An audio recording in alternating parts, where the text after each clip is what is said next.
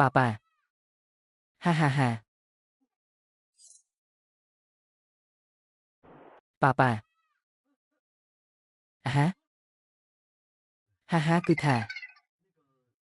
ក្មេងតូចអញប្រហែលជាច្រឡំមនុស្សហើយពូមិនមែនជាប៉ារបស់អញទេខ្ញុំមិនបានច្រឡំទេពូគឺជាប៉ារបស់ខ្ញុំ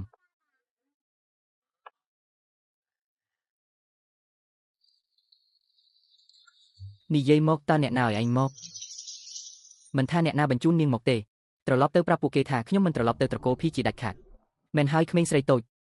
នាងមកយឺតពេលហើយកាលពីមុនលោកភីរបស់ពួកយើងពិតជាមានទ្រព្យសម្បត្តិមហាសាលមែនតែឥឡូវនេះគាត់ក៏គ្មានអ្វីសោះគ្មានតម្លៃសំបីមួយកាក់ក្រកសត់បំផុតគ្មានបានការអ្វីទាំងអស់គាត់គ្មានសល់អ្វីទេរកគាត់ក៏គ្មានប្រយោជន៍ដែរតាមពិតកំហុសរបស់ខ្ញុំបែរជាបង្កផលប៉ះពាល់ខ្លាំងដល់ប៉ាបែបនេះ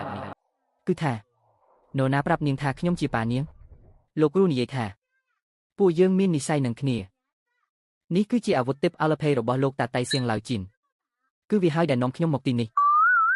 ហានៅក្មេងសោះចេះដើរបោកប្រាស់គេទៅហើយត្រឡប់ទៅផ្ទះវិញទៅប៉ាខ្ញុំឃ្លានបាយហើយឯងឈ្មោះសៀវឡានហួរមែនទេនៅក្នុងផ្ទះមានតែប៉ុណ្្នឹងទេញ៉ាំទ្រពពោះសិនទៅលោកប៉ៃលោកថាវិច័យដល់ណាពេកទេលោកកំពុងត្រូវការកូនស្រីម្នាក់នាងក៏មកដល់ល្មមមិនប្រកាសទេលោកប្រហែលជាចិត្តសំណាងល្អហើយកុំរុញរាអី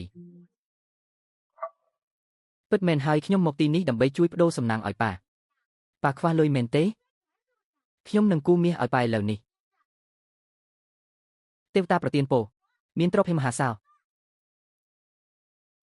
អូនេះតើវាអាចទៅរួចយ៉ាងម៉េចទៅ